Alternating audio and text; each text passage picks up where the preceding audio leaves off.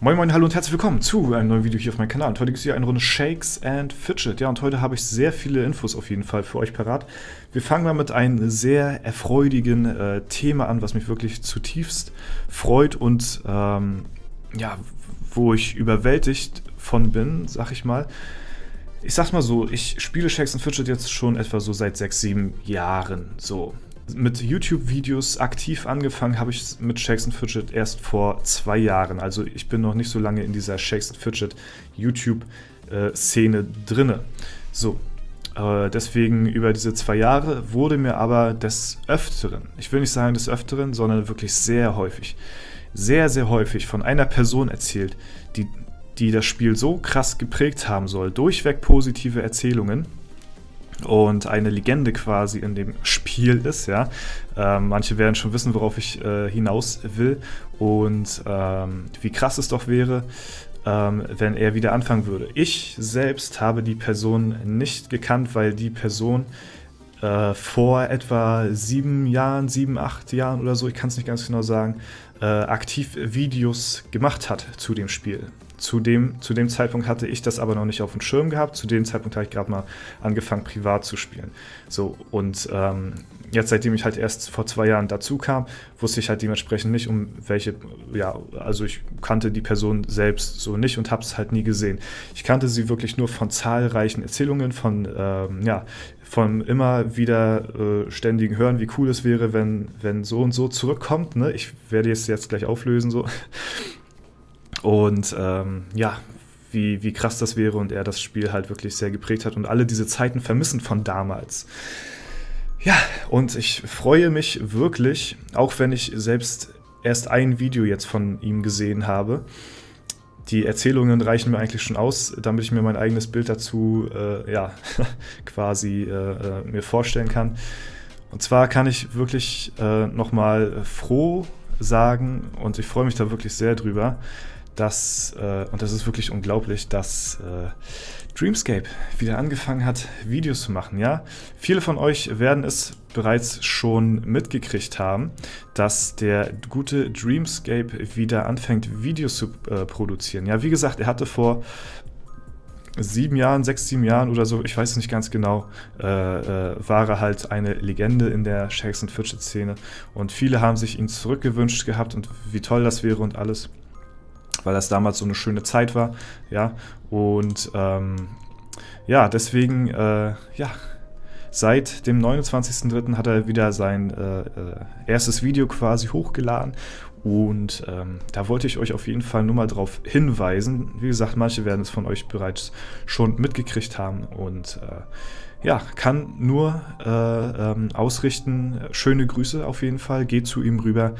Ja, lasst ihn auf jeden Fall ein Abo da, damit ihr da auch auf jeden Fall nichts verpasst. Lasst ihn ein paar nette Kommentare ja, unter der Beschreibung hier da.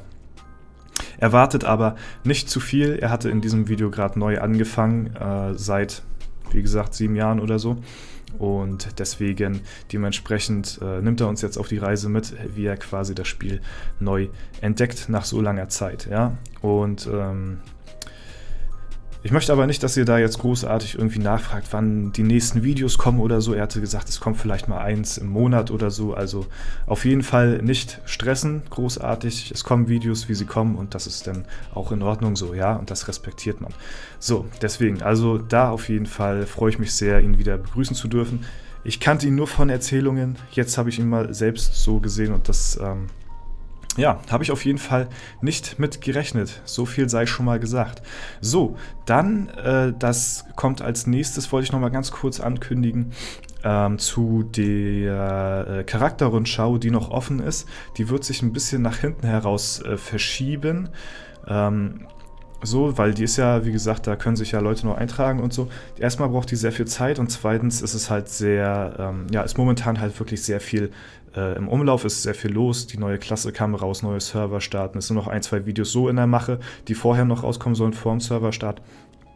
Und deswegen kommt die Charakterrundschau, wenn sich das Ganze wieder ein bisschen gelegt hat. Ich hoffe, ihr findet da Verständnis für. Ich habe es auf jeden Fall nicht vergessen, es kommt 100%, ja. Aber ja, es wird noch ein bisschen dauern. Umso besser für euch, umso mehr können Sie noch eintragen, um da mitzumachen. Ja, das wollte ich nur noch mal ganz kurz am Rande erwähnen. Dann ein paar Infos, die ich gestern so nicht gezeigt hatte. Ich muss mal immer wegen der Facecam hier das so ein bisschen rüberziehen.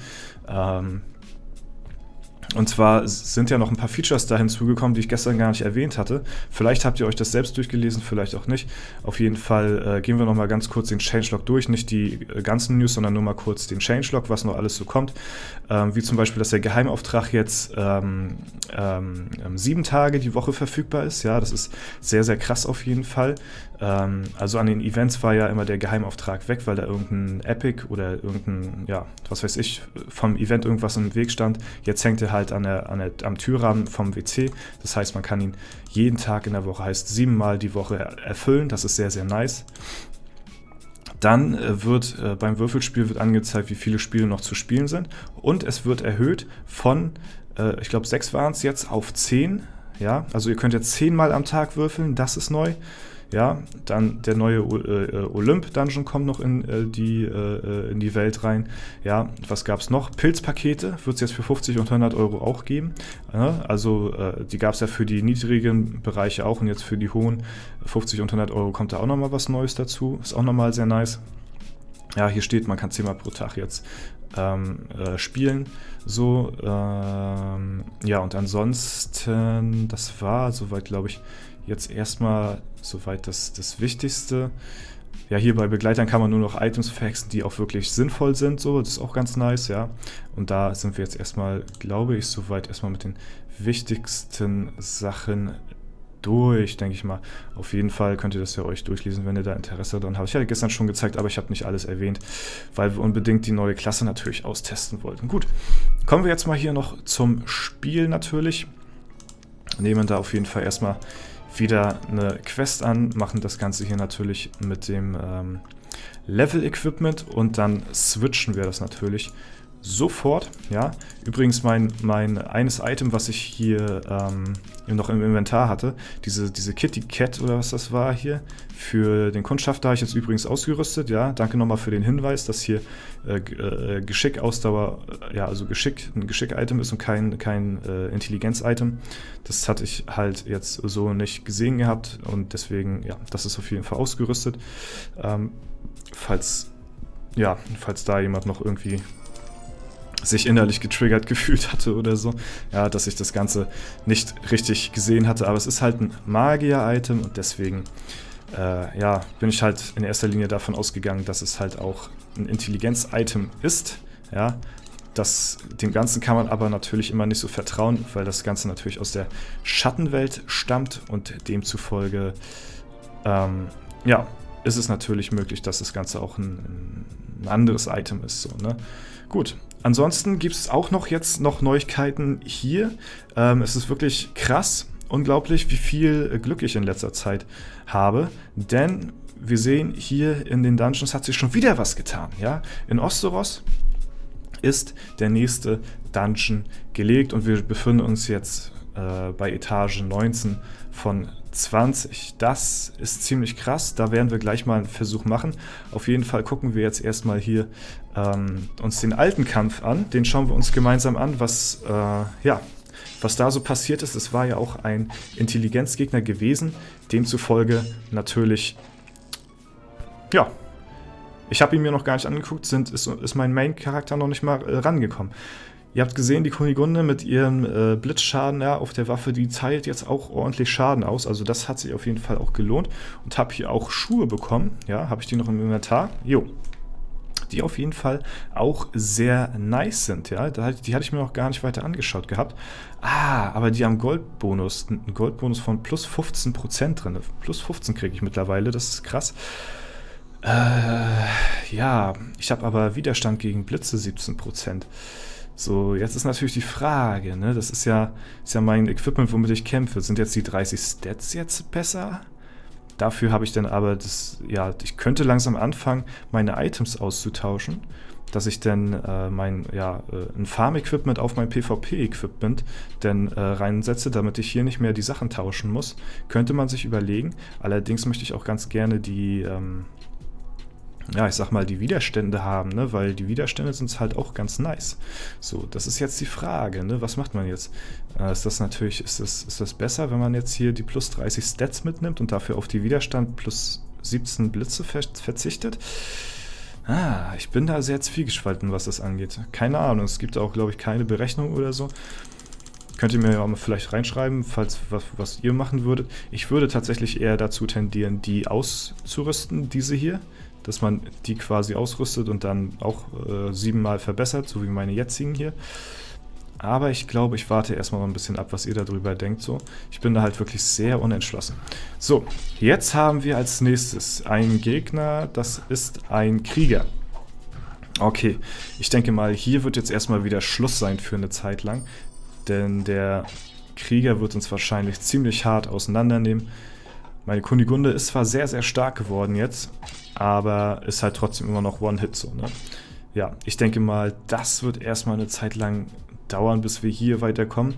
Wir sind gut durchgekommen durch den Dungeon hier, durch Osteros in der Schattenwelt, aber ich glaube, hier ist jetzt erstmal an der Stelle finito, was das angeht.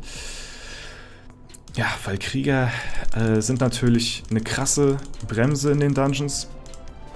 Vor allen Dingen in dem Levelbereich ist es natürlich wirklich sehr schwierig, weiter voranzukommen. Wirklich sehr, sehr krass. Deswegen wird das wahrscheinlich auch noch ein bisschen dauern. So, können wir hier was ins Klo in den Kessel? Ja, Waffen. Waffen können wir hier aussortieren, das ist sehr nice. Haben wir wieder ein paar Plätze frei. Sehr cool, haben wir wieder ein bisschen Profit gemacht, das ist natürlich ganz cool. Zack, so haben nochmal eine Waffe bekommen. Lohnt sich, in den Kessel damit. Nice.